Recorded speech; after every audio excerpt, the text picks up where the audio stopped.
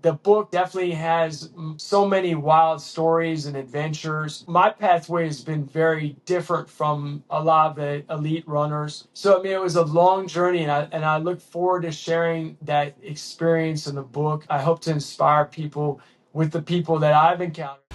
All right, welcome to the Fit Vegan Podcast. I'm your show host, Maxime Sigouin, and I'm the founder and CEO of Fit Vegan Coaching, a company that is on a mission to help 10,000 people get lean, thrive, and reduce their risk of chronic illnesses by 2033 and 1 million by 2050. I believe that having a fit, healthy body and mind is the foundation to living an incredible life, and this is what the show will give you if you choose to listen and implement. Enjoy the episode and have a great day. All right. Good morning, everyone, and welcome to another episode of the Fit Vegan Podcast. Today, we have a very special guest that has accomplished incredible feats of human performance as a vegan athlete.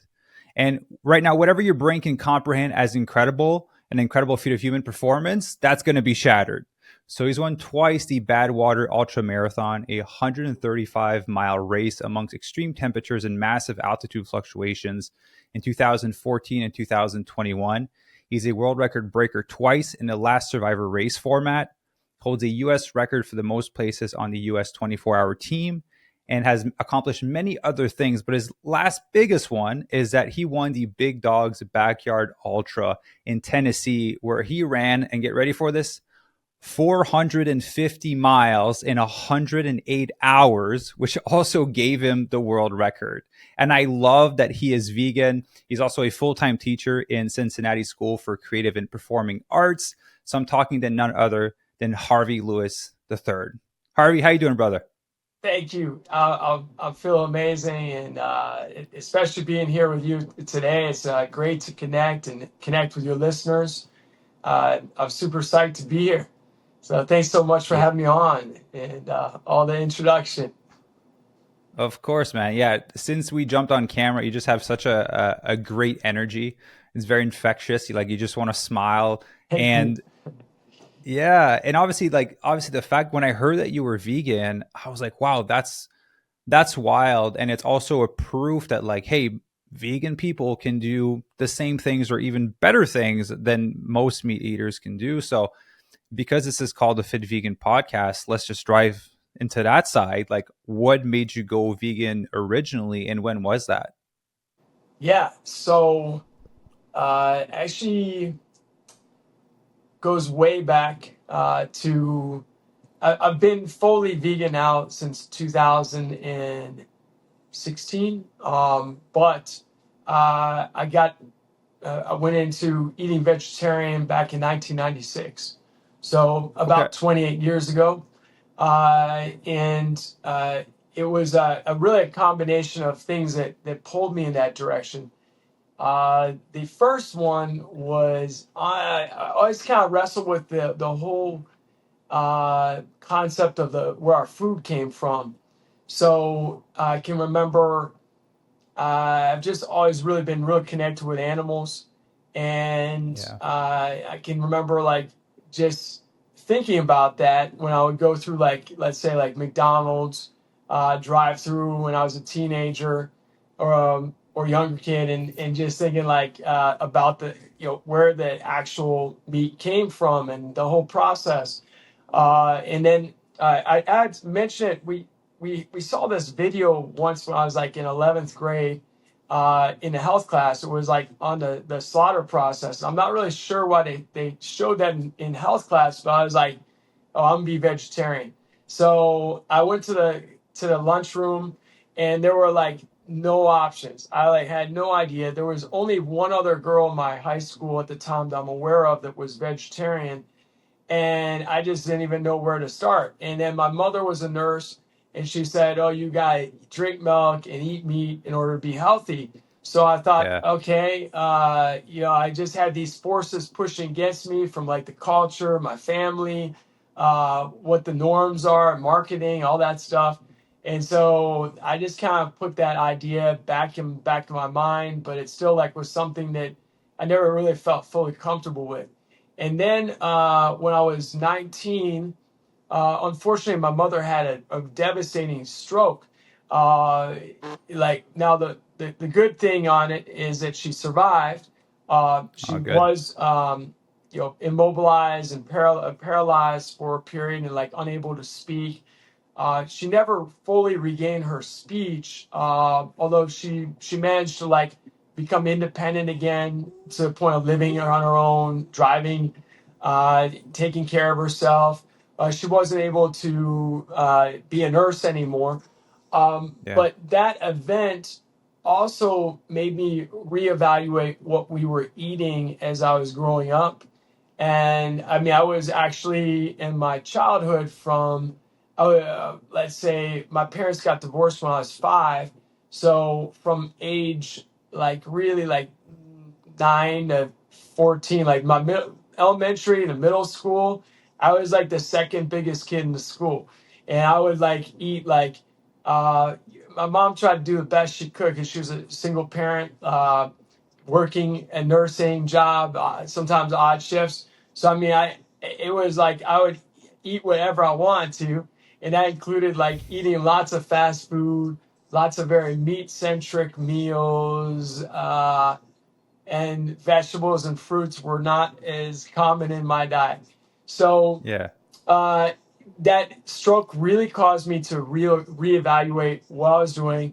I also went to Australia that same summer, and I did this program with the School for Field Studies, where I was with about maybe 25 other students in a rainforest, and we had to make our own food, and it was really interesting at that moment in time because we had like a group that would make the vegetarian food and a group that would make the meat and all the typical standard American diet type things.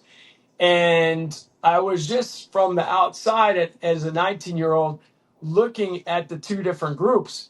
And it was a larger number of vegetarians because it was like an environmental field study. So you had a lot of like students that were doing this because of their interest in the environment. Yeah. But within those two groups, I could see immediately like the 6 or 7 students who were eating vegetarian were way healthier looking than the rest of the group, just in that Yeah. little micro experience. So there was that. And so really, I went through like a major like mind shift in like the 6 months preceding those events, and I got into reading like a Diet for New America back then in the 90s, which was a big book at that Yeah. time. And just also,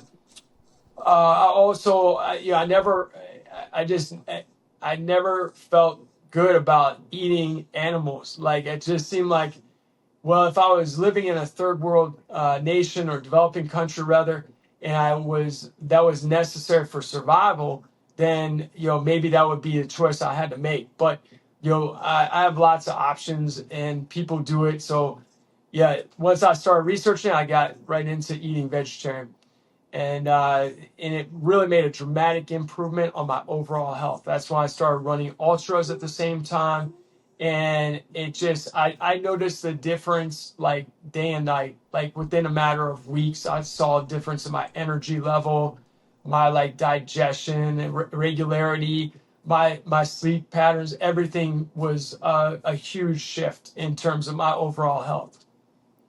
Yeah. So what was it that you cut out? What was it that you kept for when you went vegetarian? So what do you mean, like in 1996? Yeah. So you like when you were 19, you mentioned you kind of made that more of that switch towards vegetarian. Like, so did you cut out meat and like kept the eggs and dairy, or was it Yeah, kind yeah, of the yeah. So opposite? initially, I still ate seafood for like a couple weeks. Maybe it was like a month at the maximum, and then I cut out the seafood as well. And then at that moment, I was eating like I was eating like dairy a little bit and eggs. But then to be honest with you, I actually went totally vegan when I was in college. So like from age like my sophomore year of college to about age 22, I was totally vegan. So for about 2.5 years, I was totally vegan. And then I ended up like moving to Cincinnati. I had like major life shifts. I went on this journey through 17 countries in Latin America with just a backpack. Okay. And at that age, back in the 90s, I was also like, I honestly found it, I was not disciplined enough with my regimen. And while I was going through these Latin American countries, I was like eating rice and beans every meal, it seemed. Yeah. And so then it was also difficult, I found, in some of these places to to avoid like cheese or something like that. So I guess I got kind of lazy with it, and I was like, well, I'll just eat vegetarian. And I really Yeah. didn't see like what I see today. And I like, if I have any regret, it was like, why did I ever not just stay vegan the whole time? Like in hindsight. But at that time, I just wasn't. There was a far fewer options than there are today, For and sure. I wasn't as regimented as I am today, like with my convictions and everything. So yeah, so I ended up like eating vegetarian from like age 22 up until like 19 or to 2016, and then I shifted again, and I was like, after like a matter of like 2 weeks, I was like, this is so easy. I don't know why I didn't do this way earlier. Like, what in the world? So it's it was it yeah. And I'm so grateful to know what I know today. Yeah. Not to go too far on a tangent, but so basically you backpacked across like 17 countries. I've Yeah, had the opportunity to do that in Canada, the States, and a little bit in Europe. Like this is such a formative, it's such a powerful experience to have when you're younger. It just gives you a yeah. different view on the world. So just like one quick lesson that you learned out of doing that for the people listening that have never done it. Wow, like it's something I love as much as running. Like I mean, it's like it, putting yourself into a foreign like culture and like exposing yourself to like just the other places. It's just such an education, and it causes you when you return home to look at your own home even differently. So I mean, Yeah. it's like what the biggest thing for me was just being absolutely blown away by the magic of the planet, like that things that you think you've learned, you think you know by TV or by books you Yeah. read or things you've seen, but like you get out there and you're like, wow, like La Salta de Uyuni is like crazy. It looks like a dream. Like the salt flat in Bolivia. Like I mean, there's perfect Yeah. pentagons. And it's just like there's a little tiny bit of water, so you see like the reflection of like the sky, and it's just absolutely stunning. So I mean, I think getting out to those places is great at every age, and not to wait until you're older and you have a larger amount of money to afford those sort of journeys, like pushing yourself and saving for a shoestring budget. It can be a Yeah. really such a incredibly rewarding experience. Because you're forced to be creative. Like I hitchhike. That's how I travel. So I've gone over 300 rides throughout the years, and you just meet the coolest people. You are invited into people's home. Which are experiences that you can't buy with money. You could have money to go to a hotel and pay for a flight, but there's experiences that you don't get when you're on a shoestring budget, and you have to be creative with how you're going to make this work.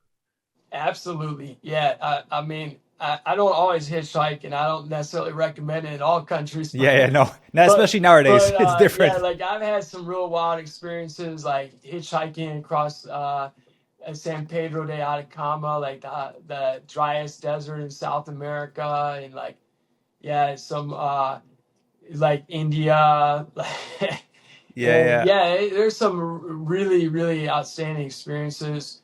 And honestly, I've come across a higher percentage of, I say, vegans as well within that yeah, backpacker community. It just seems that it attracts people that are oftentimes a little more sensitive to animals or the planet, or have a little more like interest in their own personal health too. So Yeah. it's kind of an interesting journey. You can also discover so many different foods. I mean, like that's the other thing that's remarkable is like eating vegan and going to the Gambia or to wherever it is. Like you discover vegetables that aren't even available in North America that people eat, and it's like some really cool stuff that causes you to move Well, outside of the normal like mind of the typical American diet and like experiment with all these really neat things. what are like two, three vegetables that you ate that are not available here? They're like, this is phenomenal. If it was on my grocery store, I would buy it all the time. Okay. So, well, one thing, and honestly, it's terrible. I don't remember the names, but like there's a really good soup in Haiti it's not like spinach. Now, maybe you remember, but it's like a green sort of leafy vegetable like that, and it's a bit creamy, but it's all vegan. Oh man, that is a really good soup, and I'll have to look that up. Yeah. Uh, I'm gonna have to think about that question, like because a lot of times I go places and I only eat the fruit or vegetable like literally like one time. So I Yeah. mean, Yeah. like Southeast Asia has some really unique types of fruits at times too that I've had. Yeah, I mean, like even like lychee fruit, like you don't you get that Yeah. sometimes here, but when you get something that's really ripe and like Yeah. fresh, like guava fruit. I mean, there's certain fruits like papaya. If you have a bad papaya, it doesn't really it tastes terrible. But if you have like Yeah. a super fresh papaya, it's just absolutely incredible. Yeah. Um, I'm gonna have to do a better job of writing down Yeah, that's the all right. We'll names. come back to it. Yeah, But I get it. Like, if it didn't ship for like 2 weeks to make its way here, it obviously would be like picked super fresh, would be yeah, just, juicy, more flavor. it is absolutely. Yeah. So, we'll step away for the backpacking because I feel like you and I can talk about this for an hour. Obviously, a lot of great stories in that. Um, so I'm curious as to like what was the last push that made you go fully vegan in that transition? Like, what was did you read a book, documentary? Was there a personal experience? That's great. Like honestly, it was something that I had really always, I guess, felt that I would do in time. Like, and I had procrastinated a long time eating vegetarian.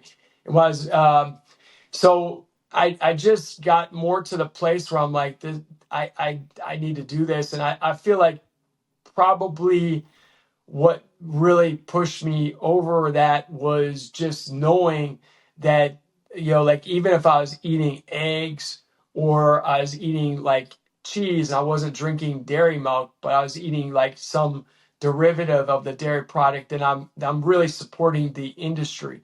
And I Yeah. feel like the industry is not only like it, well, one, it's like I feel like it's is really totally inhumane. Like I feel like it's like especially because we can get products that are so good for our health that don't come from animals. So the whole thing of like I really didn't I kind of separated from my mind thinking about something like, well, how does it work for the cows? Like I mean, you have female cows are necessary for the production of milk up to a stage, and then they're going to be slaughtered. So, and Yeah. then also the male calves that are born, they're oftentimes slaughtered for veal, or they just don't. There's not a necessity like in terms of like. So it's like if you, it was easy for me for some time to say, oh, I'm not supporting the meat industry. I'm just having occasionally like cheese pizza, or I'm like having something that might have some dairy in it. Um, but like indirectly, I was also contributing to that industry. So like for me, it's very important to support products that I believe in. So when I'm buying, like for example, sunblock, the first thing I look at is like, is it tested on animals? So I'm like, Yeah. I actually look at that kind of thing, and I care about that sort of thing. So I feel like that was definitely my number one motivation for finally making the full shift to eating vegan. But then when I did it in 2016, I wasn't expecting to get results from that physically, but what I found is actually like I was let's see, that was 8 years ago. So I was 40 years old when I did this. And then my strongest running years have been all since going vegan and at Yeah. 40. So at age 40, in 2019, I ran like my furthest distance at the World Championship for 24-hour races, which was 160.60 miles. And then I did the last person standing, which was 450 miles in 4.5 days, winning Badwater again in 2021. Uh, Numerous other things. I finally made the top 10 ultra runners of the year for North America the last Yeah. 3 years in a row. And that happened after it took me 25 years of ultra running to finally crack the top 10 list, which Yeah. was crazy. Like, I mean, I never would have imagined that back when I started, like having run ultras for 5 years or having run ultras for 10 years. I never expected that sort of thing would ever happen. So Yeah. there was a real gain in terms of the physical benefits, in terms of like recovery time, less inflammation, in terms of like the actual racing too. Like I used to take sometimes back in the day, I remember my first couple Badwaters, which I didn't do terrible at, but I definitely didn't run it like I do today. I was Yeah. drinking like Ensure, like in the first Yeah. one, which is like a Yeah. milk product. It's like so like dairy doesn't do great in the heat, so it's like so much better to drink like a plant-based uh protein shake like the one they have at or protein drink like the one they have at Costco. It's like a banana chocolate. I love that one. Yeah. So I mean, or my Tailwind, they have like a number of drinks I have too. But yeah, that was way better than what I was eating the first year at Badwater, and my time was like the slowest that first year. So it's Yeah. really interesting. I learned a lot through the process, and also the environment. Like I mean, I think about that as well.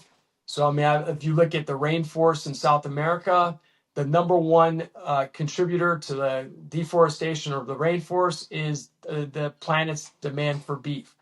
Yeah. So it's like I see the whole picture with the benefits. Even my dog Yeah. Carly, which if you're on YouTube, you can see this. Yeah. I was gonna say you want to She's introduce our your rescue co-host. dog. Yeah, she is also vegan. Like she and Chance, they eat like a vegan dog food that's I think it's like Earth Balance or something like that. I should tell you Yeah. the exact name, but they're super healthy. Carly is might we don't know her exact age, but she loves running more than anyone I know on the planet. And she's somewhere between like maybe 13 or 15 years of age, but she could probably Wow. outrun every dog in this county. Yeah. Yeah. Well, especially if she's training with you, Harvey. Oh, she's a phenomenal. She helps me get where I am. Yeah.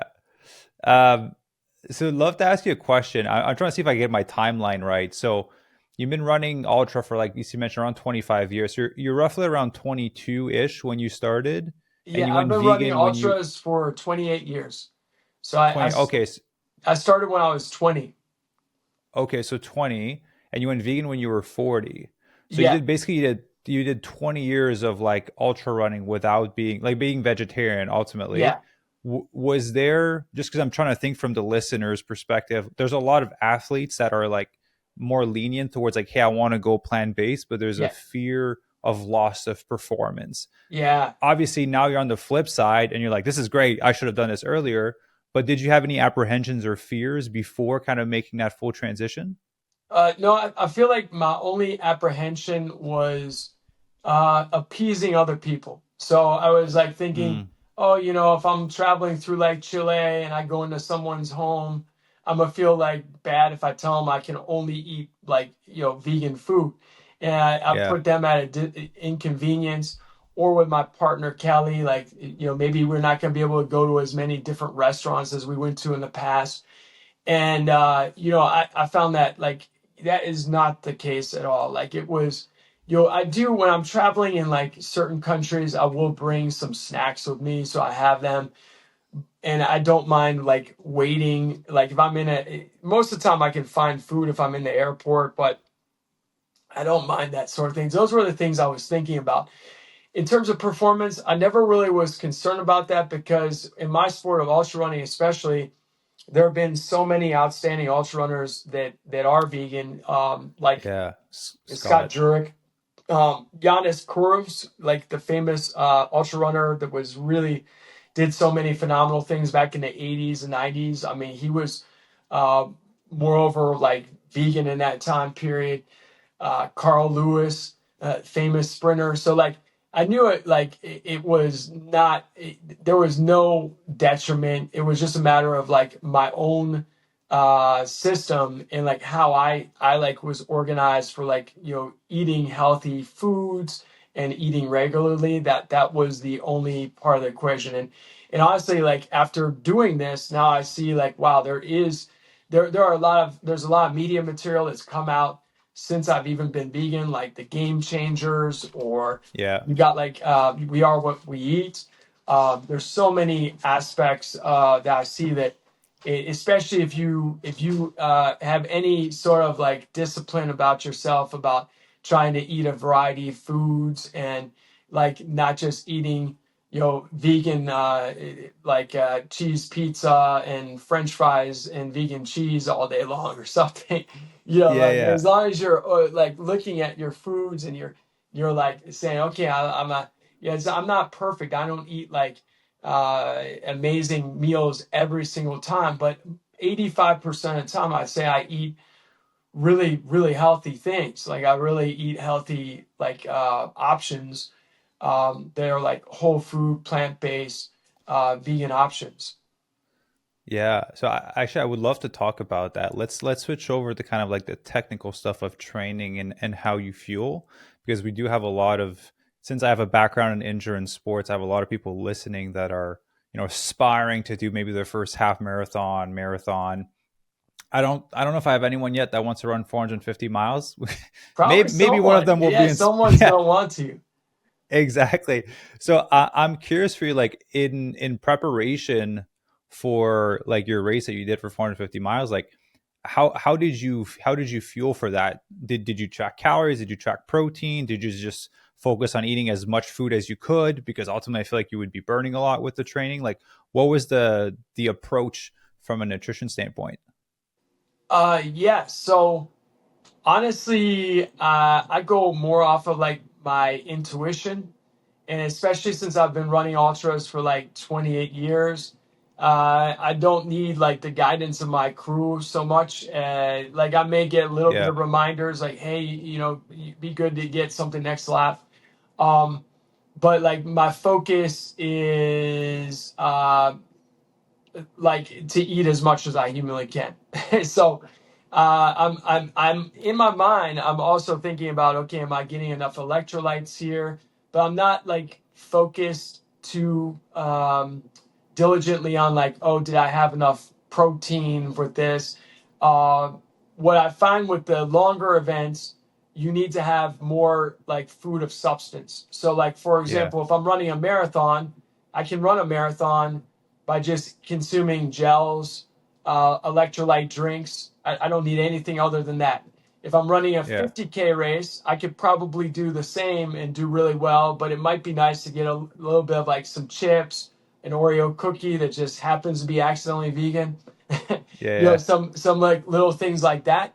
But if I'm It's a doing great like accident. yeah, so if I'm doing 100-mile race, it depends on the race. Like for example, Western States is my next race that's coming up, and it's a mountain race which has 22,000 feet of descent. So it's you're moving relatively quickly, and it's a little bit difficult to eat like any sort of like a sandwich for like a some sort of like Yeah, a wrap, like a hummus wrap with avocado.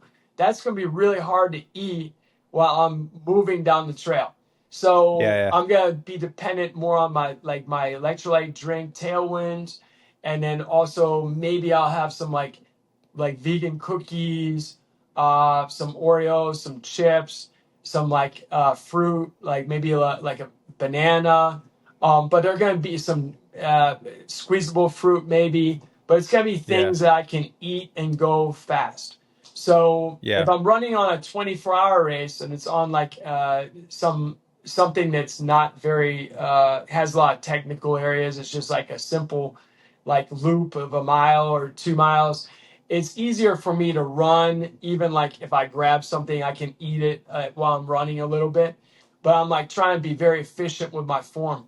So when you get into the multi-day races, that's where I feel like you really need to get more hearty meals. So like I would eat like I would just nonstop eat. Like I would be eating. I probably ate at like over 400 calories an hour, and it doesn't matter.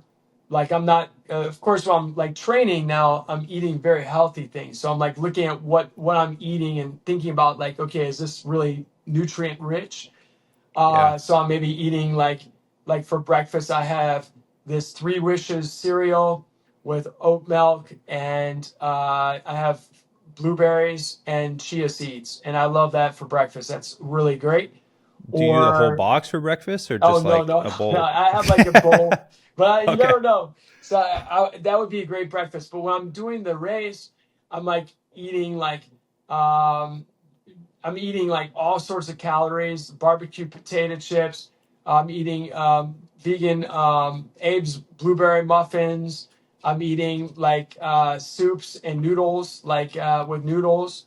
And I'm not eating many vegetables, like because it's harder to Yeah. digest. Like if I'm eating so many calories, I'm eating a lot of carbohydrates. I am getting like soups, like lentil soup, or maybe it's like rice and beans. So I have time because the way that race goes, last person standing, you have 60 minutes to make it back to the start line. If you make it back to the start line, covering the 4.167 mile loop in under 60 seconds, like say 50 minutes, then you have 10 minutes to eat all the food you want, lay down, you could take a nap, you could put your feet up, but you have to be back in the corral at the start of the hour every single hour, or you're out. There's no Mm. exceptions. So you're covering 100 miles every 24 hours, and you just keep going until everyone quits except for one person.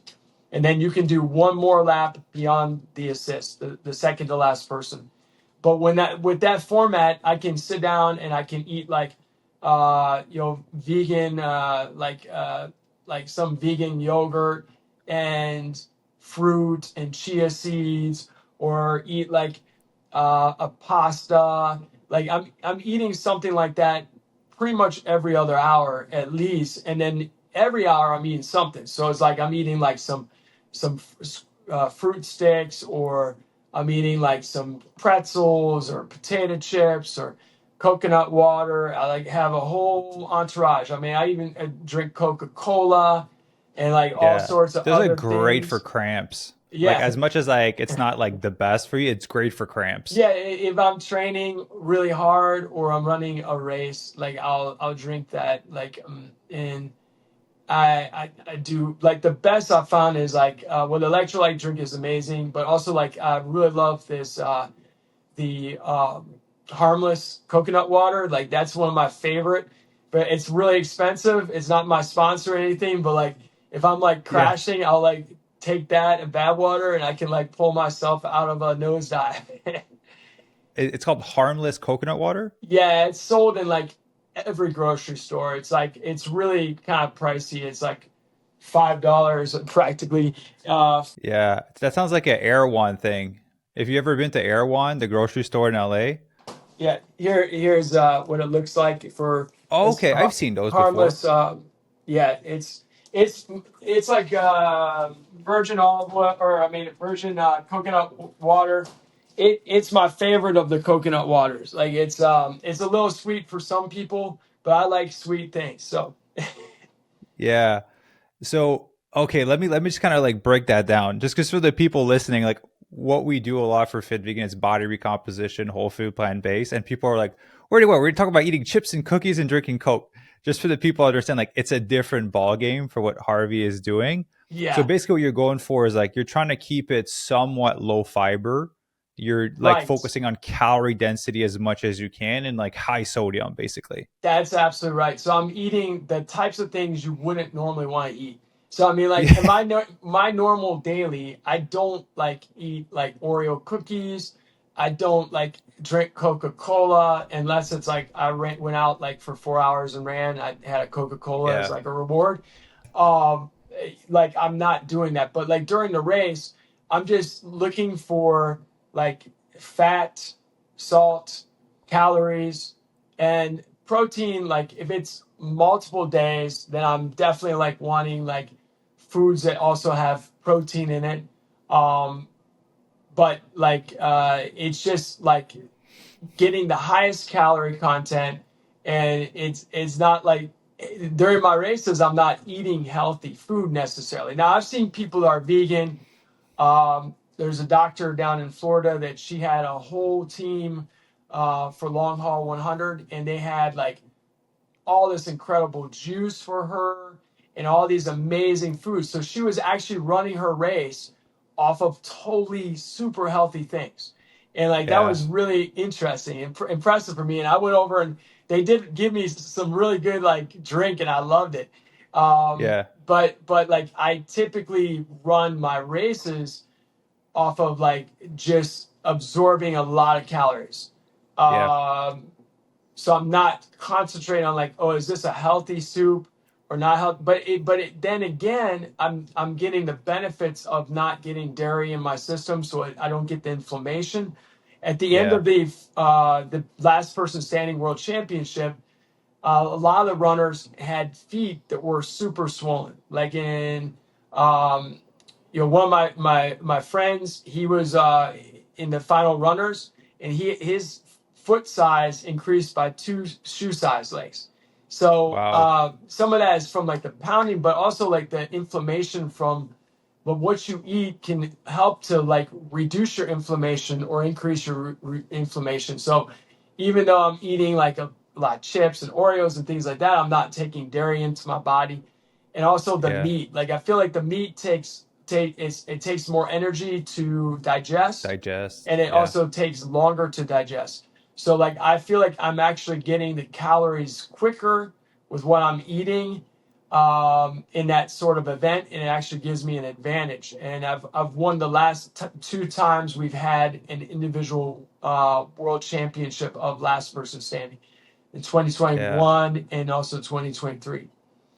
Yeah. No, I get it. For me, like a Coke after a half Ironman, like I try to do the whole food during a race, and obviously they're not as long as yours, but I had dates stuffed with salted cashews, Uh huh. and I had a bag of them, and I overdosed on them. I wanted to puke because that's Yeah. all I ate the whole race. So I Yeah. appreciate that you have variety in what you're eating.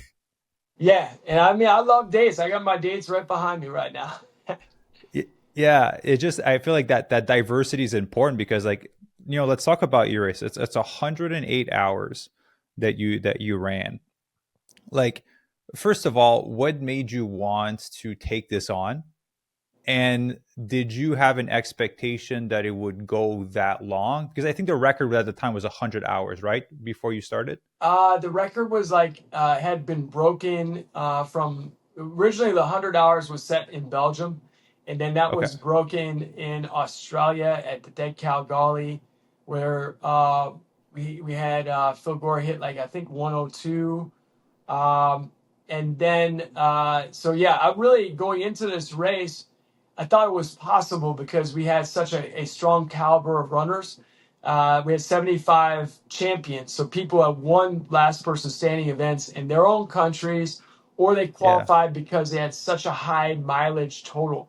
So I thought anything's possible, but I really didn't necessarily think that it would. I didn't know what would happen, but I really didn't think it was guaranteed because the course is much tougher at Bigs than it is at those other places where they set previous marks, because there's Yeah. about 400 feet of 450 feet of climbing each loop in Big's Okay. backyard in Tennessee, where it's you got a lot of climbing, and you also have on the trail like rocks and roots, and it's technical.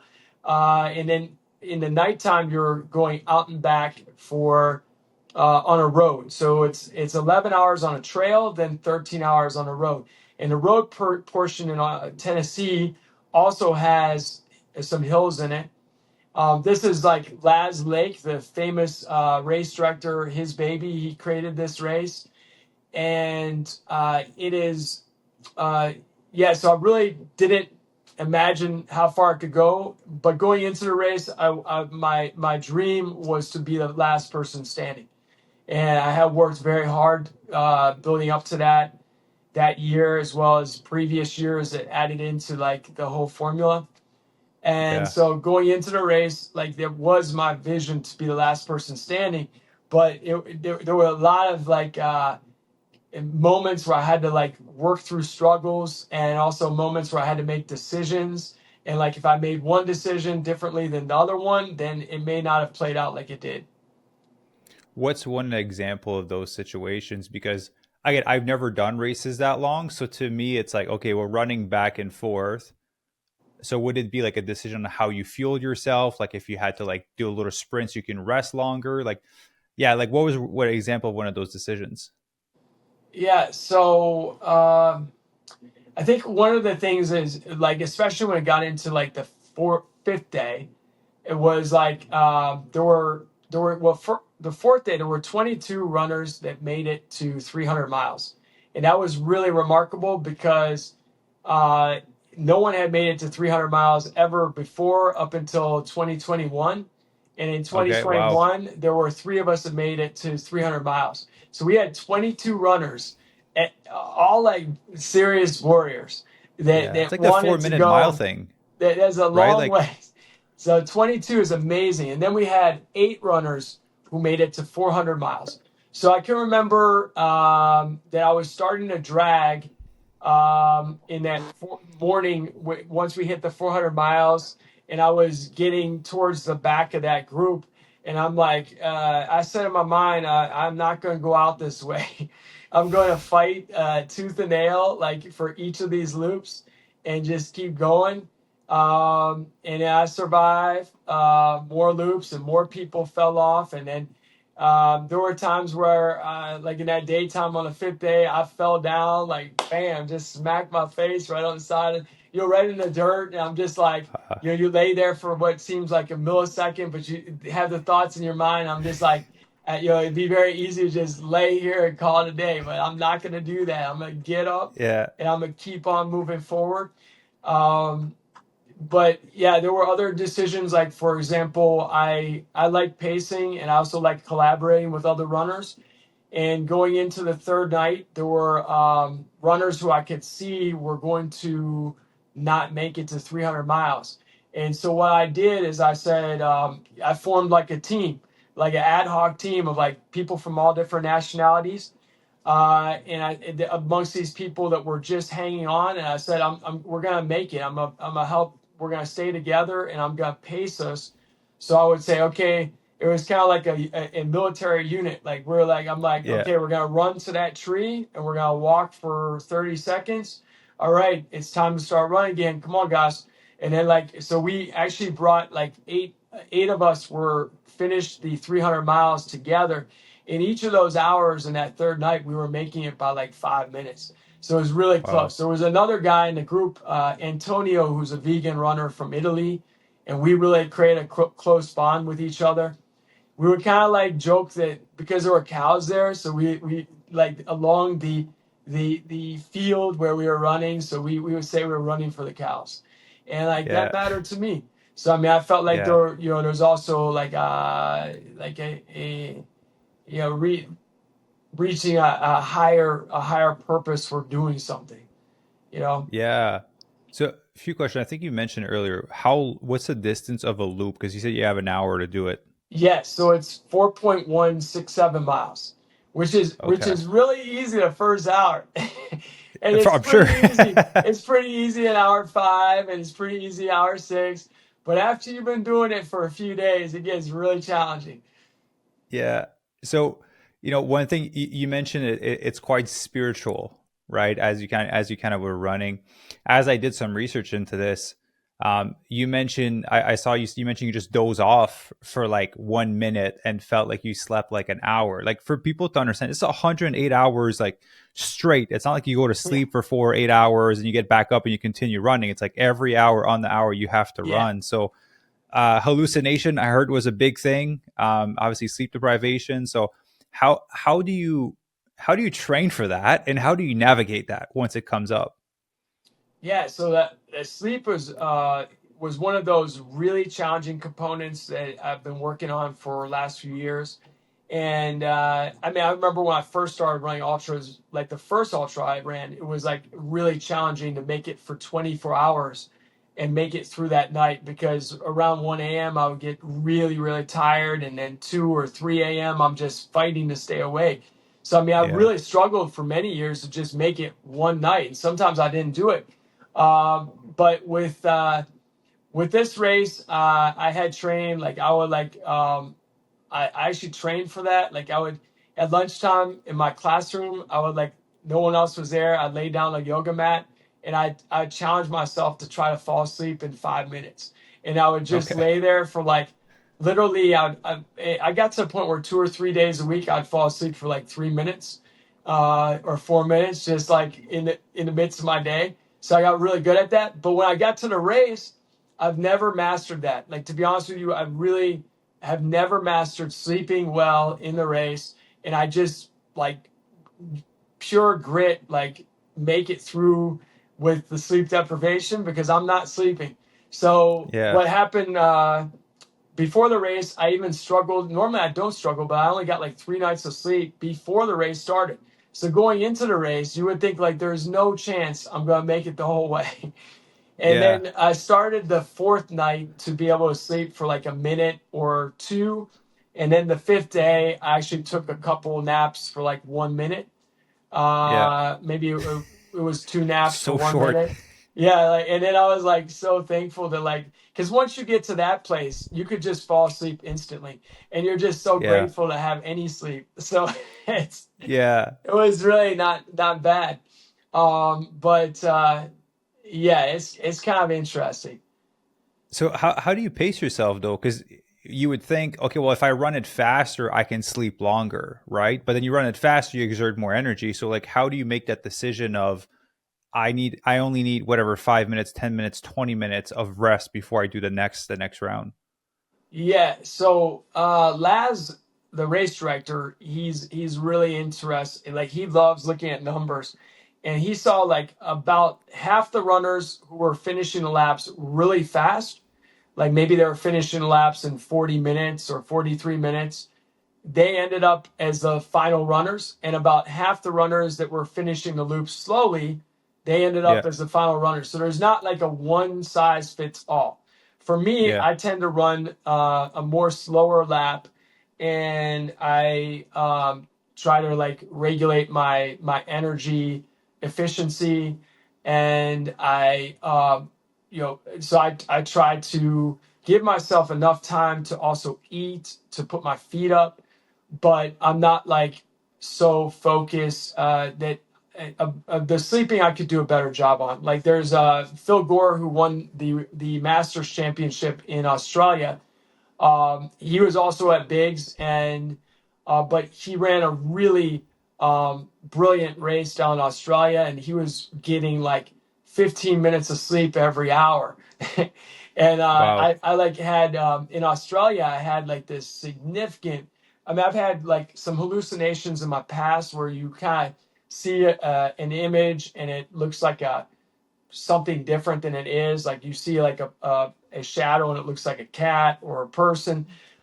yeah, But when I was in Australia, once I got to 375 miles, I actually like everything looked like Stranger Things. Like all of a sudden, it just everything warped differently, and this was yeah, all from just running.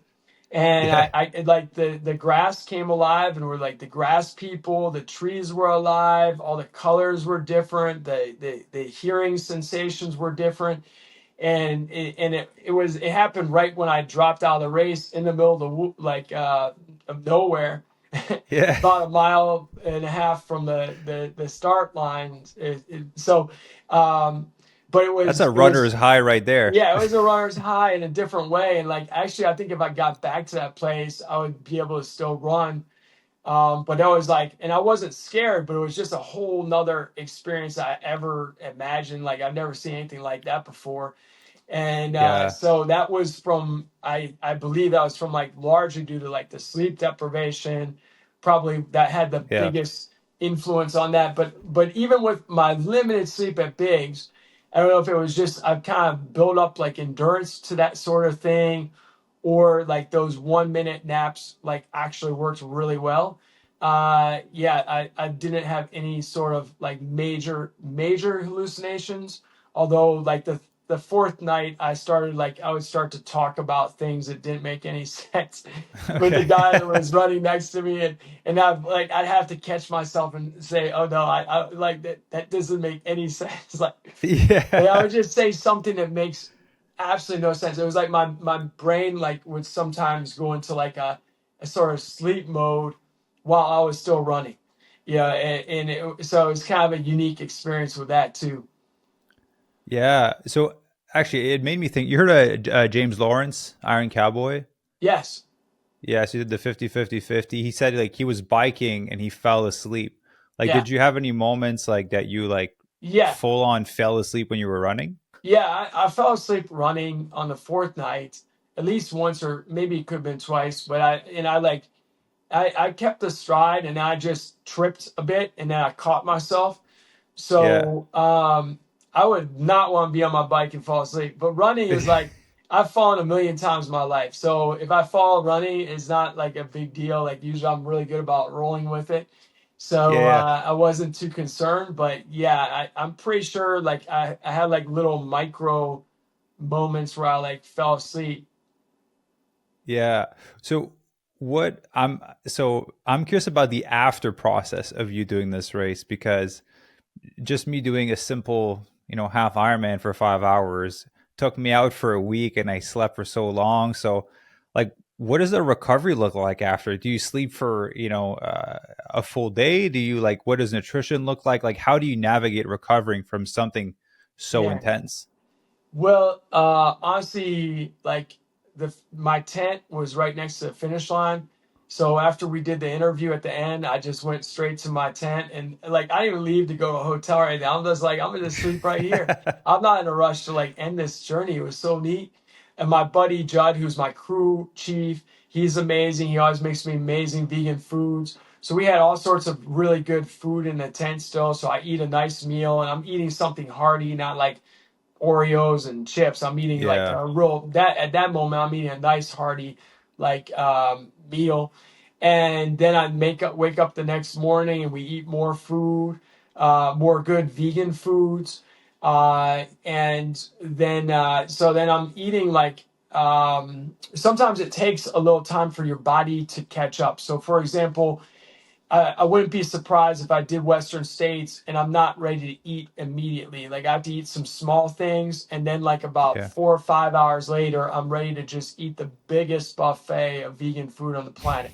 So like that's typical of your body. Like it has to adapt, and you need that little bit of time to like let the body recollect itself.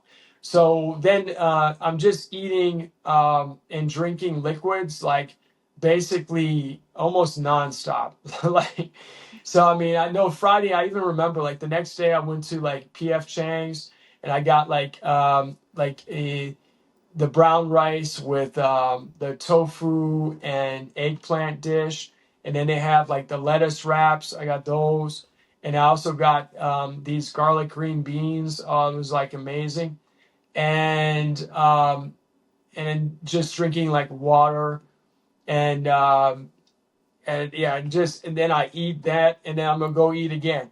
so I eat a lot of food, so I Yeah. don't deprive myself. And I ran to work the next day, like because I run commute to teaching every day, Yeah. so I ran down to teaching, and then just but my running is very typically I go very slow.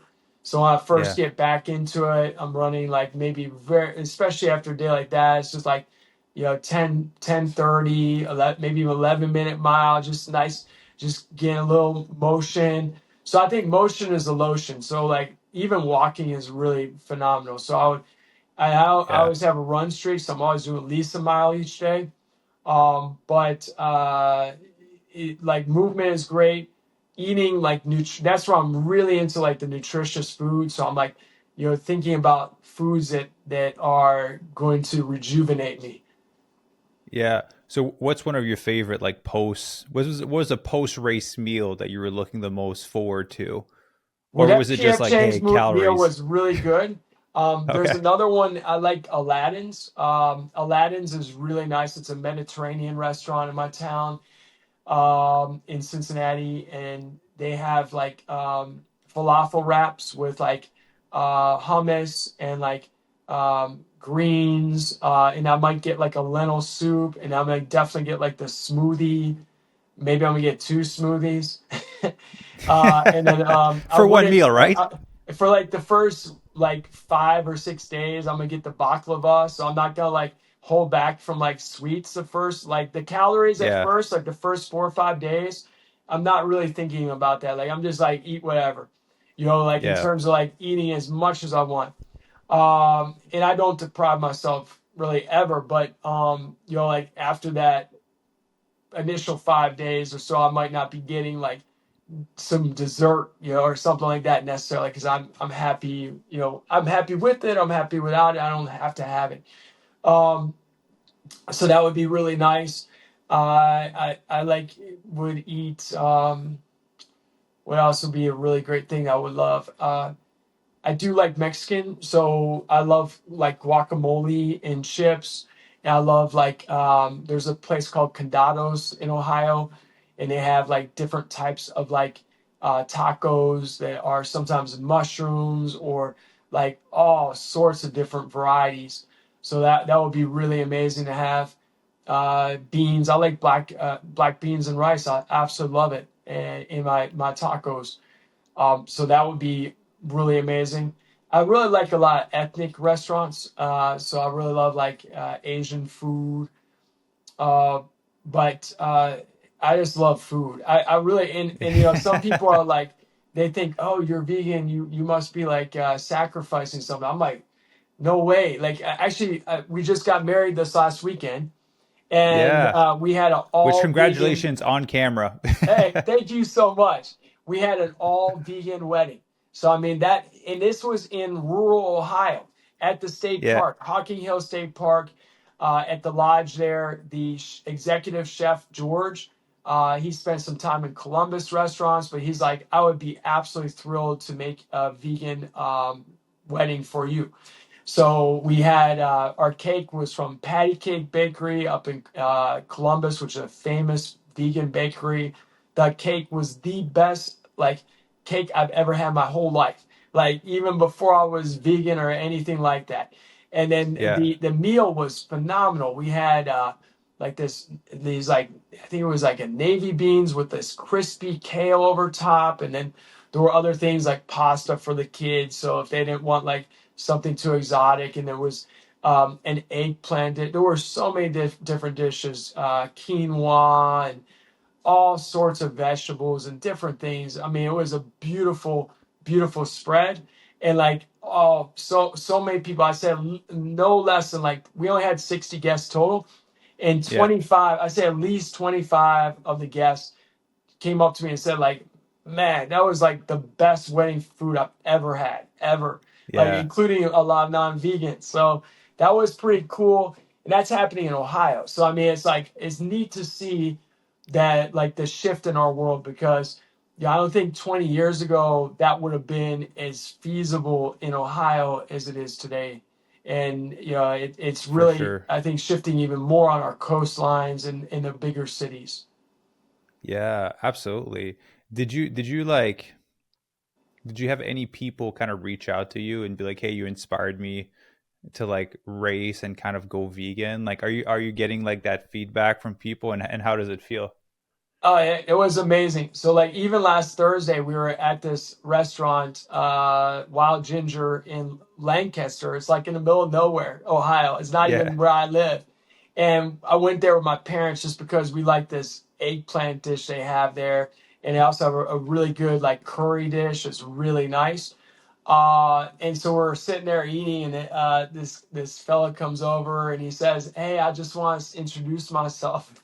And I was like, what? It was so wild because he said, "Oh, I've been following you, and I actually shifted my eating to eating vegan, and that's why I came out to this restaurant." And he lives in West Virginia, so Oh, it that's was like awesome. it was so wild. Like, I mean, it's really amazing to make that connection and also to see how well he's feeling, and he's running these mountain or trail ultras. And it was really just to me, like that's priceless to me. Just like hearing someone positively impacted means a lot to me. It was kind of a wild experience because there were only like 10 people in the restaurant at the time. Yeah, yeah. So it was, and that was just last week. So I mean, I do, fortunately, I'm grateful for the people that share with me that they've had a positive impact from like, I also do this 7-day vegan experience every year at the start of the year. And I'm gonna have to Okay. recruit you for next year, For for sure. one of I'm the in. 7 people I do this with. But I'll highlight what I like. I get people who are following who are vegan or who are not vegan to participate in the week-long journey. And so like every day I'll highlight a different athlete, and then I have like 7 or 8 questions that they'll respond to, like what your favorite foods are, or what was a challenge when you first got started. And I've had a lot of people over the years. We have a few hundred people participate every year, and it's free. It's just on my social media. And it's kind of neat to see, like, because over the years I've come across people I run into, and they're like, "Oh man, I got started with that back like in 5 years ago when you were doing that, Harvey, and I'm still eating vegan." Like, so That's and not awesome. everyone, that doesn't happen with everyone, and I feel like that's another element is like some people, they just become more aware and they start eating maybe a couple meals a week more plant-based or vegan. And for me, that's also a victory, is like just getting people to shift a little bit or a Yeah. few days, like is to me also a small victory, because it's impacting things from like their health to the animals and to the environment. So uh, we'll continue on those trend, hopefully on those trends, and I'm really excited about it. Yeah, absolutely. Well, I know you're having a big impact in the community, and I'm excited to, for our listeners to kind of be exposed to you and in your world. Definitely, I'm in for the 7-day challenge. I'll be there. I love to ask you, do you ever plan on doing any like races of your own, like where you're like, I know I was listening to the Ritual podcast, like Jesse Itzler. I think he's vegan too, right? Yeah, Jesse is. Mostly. He is mostly vegan, mostly vegetarian. But I don't think he's maybe 100% time. I mean, he's definitely like 90+% vegan. But Yeah. I'm not 100% sure. I know he always 100% vegan until noon, and or he only eats fruit until noon, and then I'll have to talk to him about it again. I don't know, like we We have didn't to get convert into him. like the specifics, but he's pretty close. He's on that pathway too. Yeah. So I know that he has kind of like his racing events and stuff. Like, so I'm wondering, are we ever going to see like a Harvey Lewis, marathon, half marathon type race?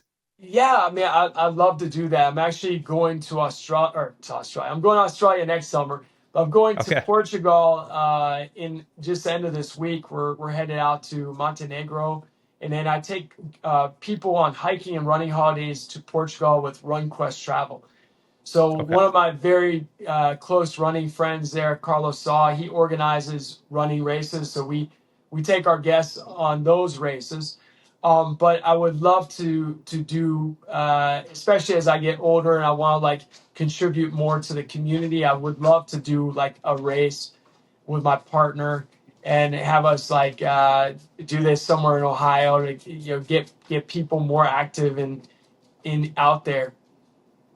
Yeah, well, it's beautiful. Whenever you do, you let me know and I'll help you promote it I on the show and on the appreciate it. platform. Yeah, man. So I would love to ask you, like, what are projects that you're working on that you would love for people to kind of support and be made aware of?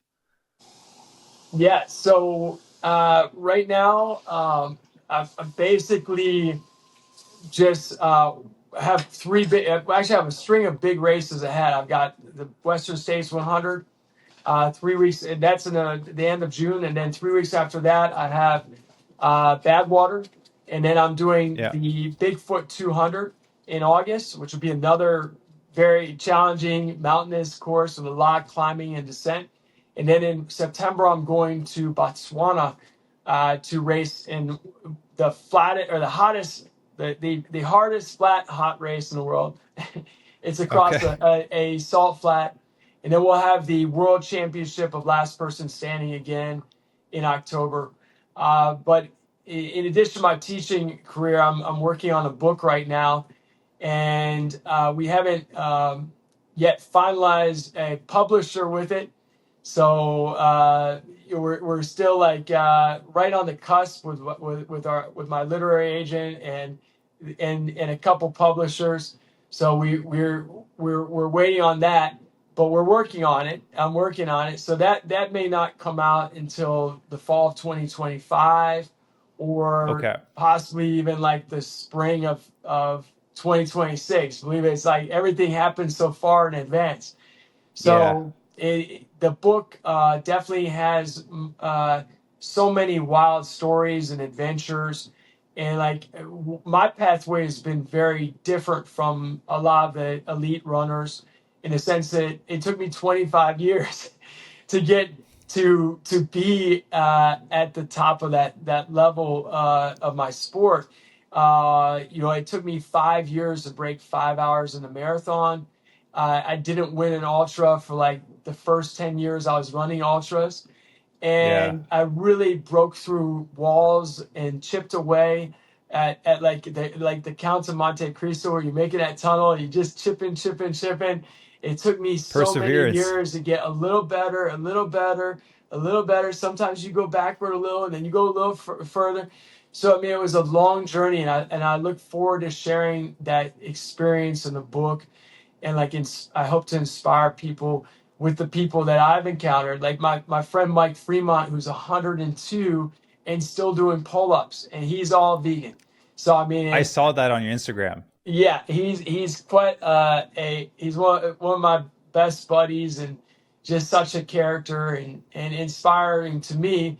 I'd love to share that inspiration with other people. So that's kind of a little snapshot of what's on the horizon.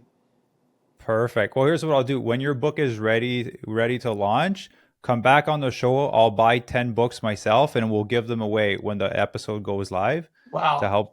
help promote it.